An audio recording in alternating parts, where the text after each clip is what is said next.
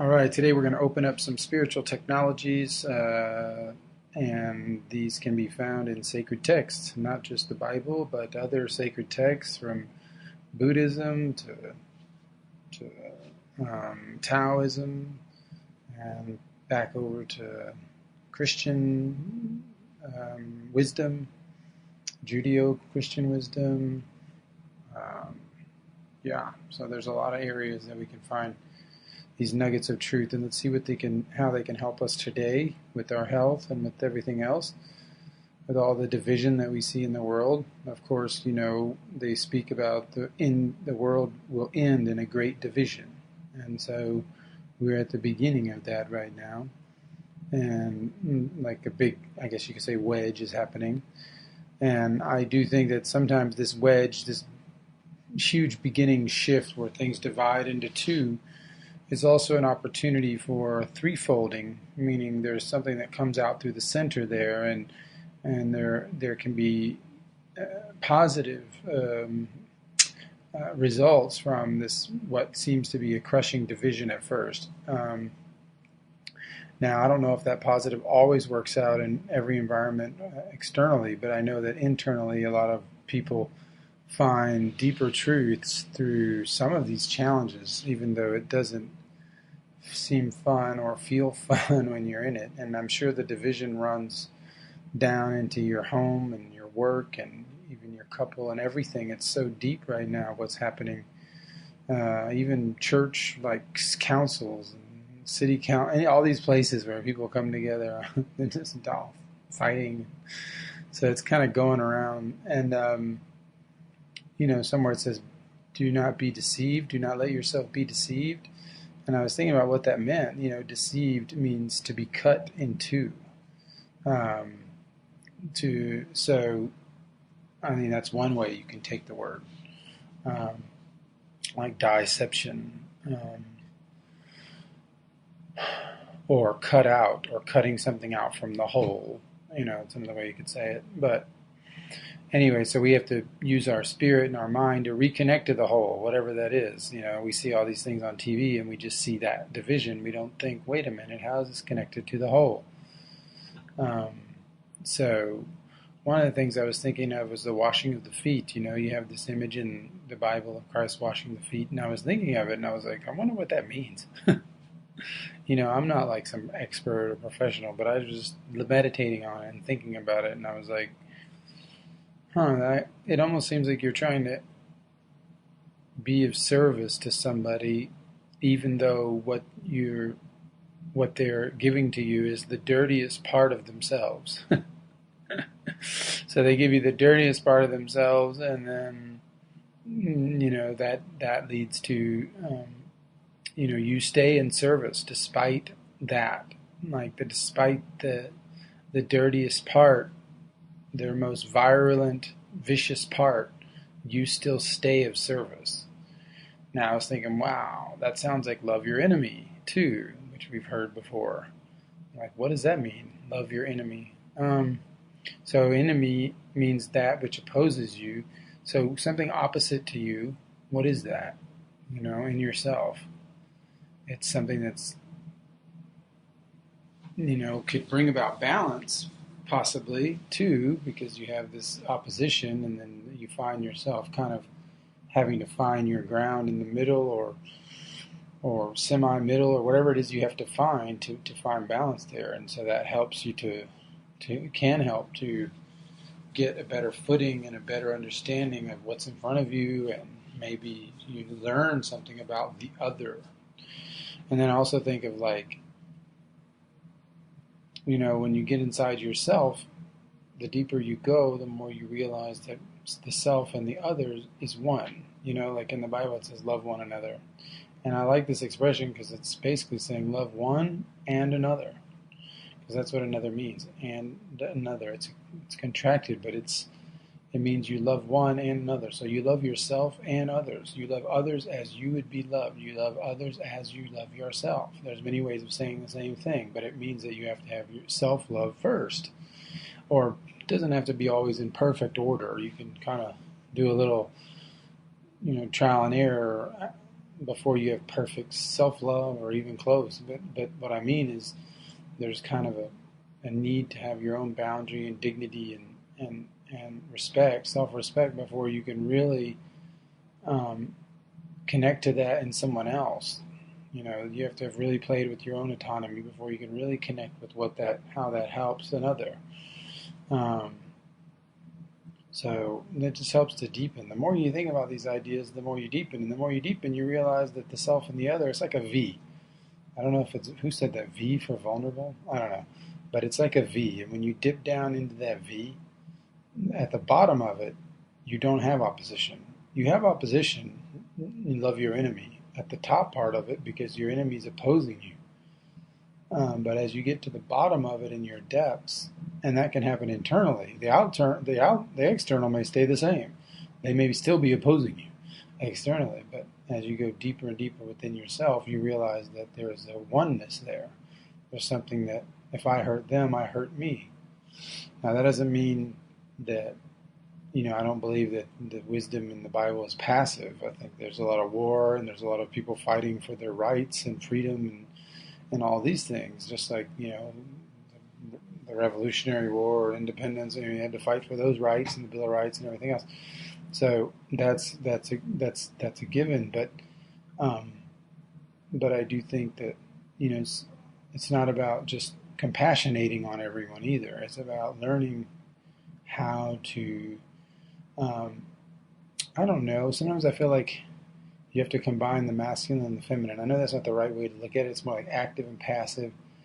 But and so sometimes the things we have, like these messages, like love your enemy, it almost sounds like one-sided. It's like, okay, I just have to show love now. I just buckle up, and whatever they're doing, I have to just be more loving. And then if I get to a perfect state, which is one of the most dangerous things in the world, is perfectionism, because it's impossible. So it keeps you in a state of eternal victimhood. But so this perfectionism, if I'm not wary of perfectionism, I forget that we all have these. There is no perfect state, where you overcome these things, and you're like, oh my God, I just went to my mother's house and stayed for Christmas and hung out with them like very close for 10 days, and nobody ever pushed a button, and I was just amazingly peaceful and nothing could bother me. It's like, that's not going to happen. It's like Ram Dass or whoever said that. Don't. If you think you're evolved, go take a week, spend a week with your parents. So anyway, so it's all about having boundaries and structure too in some of those situations. Your parents may or may not be. Some parents are still toxic. Some parents are. There's relationships that need healing. Some people don't want to focus on. But some people are still caught up in the blame game, and you can't break through that. So you have to find the right space, the right distance to still be of service. So if you want to still be of service to someone who's toxic, well, sometimes you can't. You have to put up a wall, but then sometimes you can. You can, see them less time and pray for them on the way there and back, and you can just meet them for a shorter, meeting and just try to keep those things short and sweet to the degree that you're trying to help make sure that person has a decent experience because of those things that person may not be able to not act out on. You're allowing that a different frame. So it's just you're bringing creativity to that place and love. So in that sense, you're loving your enemy, but it doesn't mean you're condoning violence or condoning people who can harm you. I mean, people can vaccinate your kid. They can harm you. That's one of the worst things you can do to a child is vaccinate them, especially in today's world. I mean, there may have been some combinations at some point, but now we could overcome these many things without vaccines. They've become this monotheism of this is the only way that you can do something is through this, and it's ridiculous. Like we did it for millennia without that, and we don't need it now. So you can refuse modern medicine to a certain degree when it comes to injecting a bunch of things into your body or whatever, and still accept it in its urgency care and some of its other, sharper moments and where it is good. And you can be thankful for the miracles of modern medicine. You get in a car wreck or your pregnancy goes bad and goes south and they're able to pull you out and all the different things they can do. But you shouldn't conflate that with, getting a bunch of mercury or aluminum, shot into your body. There's just, um, you can't just apples and oranges all over that. You have to kind of be able to discern what's happening, which is part of the good side of what we're needing from this part of us or this part of society, and then what's bad. So it's just like anything else. You have to be able to discern. So I know that was a little side shot on whatever vaccines, but it's just to say that these technologies, these spiritual technologies of love your enemy and things, they're of the same nature. I mean, even the worst people on the planet, the most pedophile, like kidnapping, raping, even cannibalizing, just you can pick the worst thing ever, the most intensely worse and horrible pain-causing individual on the planet, low vibration, and then you still can apply these rules, and even maybe even more so there, because that's where they really prove their worth, because it takes a lot of courage for you to be able to get to a point where you can understand that person is suffering. Now, that doesn't mean that you should hand your kids over to them or even get near them or even not have a boundary structured way of interfacing with that whole entity or that whole idea. I mean, that you may have to stay away from that too, but what I mean is it's not about letting your boundaries down and just walking, straight to the dictator, bending over and like, here, whatever you need, like not fighting. So it's not that. You have to be an individual. You have to be undivided within yourself. That's what individual means. But at the same time, you can still have compassion for the suffering of that darkest of dark person. Like I tried to pick, like, I guess a long time ago, if you would ask me what my political position was, it was just, I just try to do anything the Bushes aren't doing. Whatever they're doing, I try to do the opposite. And so that doesn't always work, because sometimes you can be played when you're that predictable, even if you're doing the opposite. It was, that's a good example for me. Can you pray for, George Bush, or his father? When you know that they armed the world and they created so much pain and bloodshed. And so it's like, can you, have compassion and see that in some way that broken soul, that shattered soul, that whatever entity was able to work through because of all the shattering, the actual true nature of the personality, the true vertical part of the personality was not there. And so something else stepped in. And from very early on, have sympathy for that path that person is on. Who knows? Maybe in the next 5 lives they'll be gypsies or something. You know how horrible that existence is. So you never know what karma, meets out for different people. But karma does work. It does.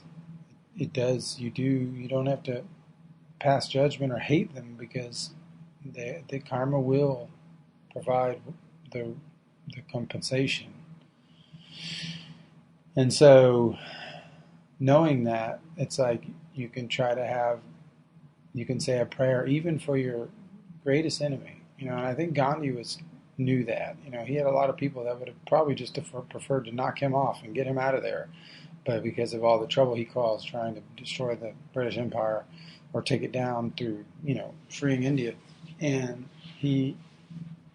But he always would, like, not only pray for his enemies, but he would always try to be cordial and be pleasing to them, and not pleasing, I guess that's not the right word, but he would try to always be diplomatic and polite and respectful. And if he could meet their needs, then he would. But he was also very firm in his convictions. So that's just one of those examples where you maintain that love for something which is opposing you, but at the same time, it doesn't mean you have to stop in that opposition. But at a deeper level, you don't have to be in opposition. So the goal is not to be fighting per se. I mean, it is a fight. It's a fight just to stand up. There's gravity. I mean, so it's not a fight, but there is something that has to be overcome. And so, um, but you lose a lot of energy in fighting per se. So it would be better if you ever look at like Saint Michael and the Dragon by Raphael. You see this piece. I used to go look at this. I used to go stare at this painting in the Louvre when I lived in France. I was lucky to have that one there, and I would go there and stare at it. And it was like, this. You see this devil on the bottom with this double horn, this horn thing, and so it's division and it's dividing. And yeah, the word devil itself means to throw. Like I think it means to throw from both sides. That's what it is. To attack from both sides. And so that's what we see happening right now. It's like if we thought it was just the attack coming from one side, that would be easy. But if one entity attacks from both sides, well, then how do you figure that one out? You're like, oh my God, it's Black Lives Matter. No, it's all these white supremacists. Like, wait a minute. What if there's one group that's pushing both, or at least pushing the illusion or the lies of both, or maybe it's not exactly that exact thing. It could be, filling, Black Lives Matter with a bunch of migrants or other people that have nothing to do with that movement, or criminals, and just blending them in there. So there's another double thing that you have to figure out. So it's not just as cut and dry or black and white. There's many different dividing forks built into it. So anyway, but it still works. Like when you look at that same Michael, you see this archangel or whatever Michael, you see this peace on his face, like this air of peace.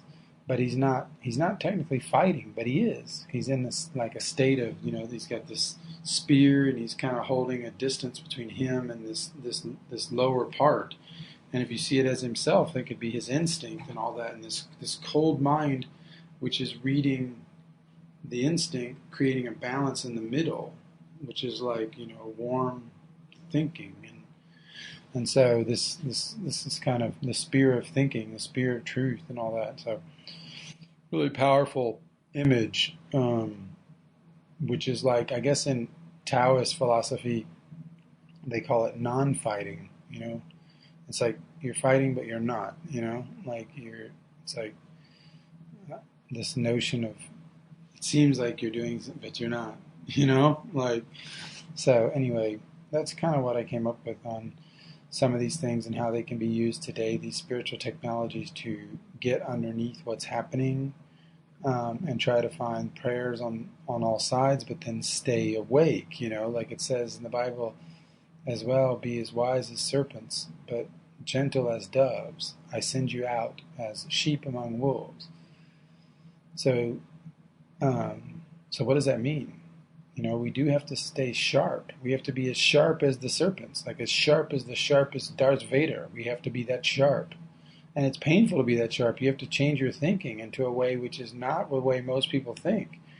When you start thinking that, they could dress up anybody with a mask and pretend that it's a protest, and then they can come, shoot people and all this, once you start to realize deception can totally happen in all these areas, then you start realizing, wait a minute, we got to have more discernment. This could be a heist. This could just be an excuse to do something totally different. We could all be fighting over X and Y, but Z would show up, and you're like, what? So that's divide and conquer, So anyway, yeah, just trying to find peace myself and just stay in the middle if I can. Try to stay in the middle as much as I can. It doesn't mean neutral or whatever. I read something by Solzhenitsyn that he said, all this stuff was happening, and we remembered when they came after all these cities and villages, and they arrested even a quarter of Leningrad. But he said that just everybody was afraid for their own survival, and because of that, instead of thinking to ambush the soldiers that were coming looking for them, with 4 or 5 guys and some pickaxes or whatever they had, everybody just thought to think for their survival. And what a great mistake it was, because then that became the gulags and the camps and all that all those millions of people who died over there because there was that fear there, and people weren't able to act in the right moment. And he even says in the quote that we deserved what we got. And it's strange to think that, because you're like, well, where's God when you need him? But it's like, in a sense, there's some truth to the fact that it's not that we deserve, but there's some truth to the fact that we have to become wise as serpent. We have to become that wise to know that we have to have that intuition and that faith and those things that help us to do the right thing at the right time. Otherwise, we just go act out of fear and survival, and everybody's in group herd mentality. Then we end up getting the consequence of group mentality, which is lambs to the slaughter, and this whole kind of thing happens, So you need that individualism, you need that there, and the world may not have been ready yet in that part, but it's going to build up to that. So anyway, I'm not saying that there's going to be a peaceful revolution and it's all going to work out, but I think that there will be pockets of safety and freedom fighters. There will always be pockets of that everywhere, and we will always be able to find freedom if we seek it, and we're paying attention and we're not allowing ourselves to be deceived. So anyway, I don't know what this podcast and how it connects to everything else that I do on the Heart of Traditions, but yeah, you can check. Most of our podcasts are on supplements. Well, they're on transdermal magnesium, glass bottles over at theheartoftradition.com. But because I'm always trying to work on the most important things that people need, whether that be some sort of spiritual wisdom, if I can find any from my own, very stubborn, have to learn the hard way experience, or food, or supplements, or anything else that can help others. So anyway, come check us out at theheartoftradition.com. Thanks.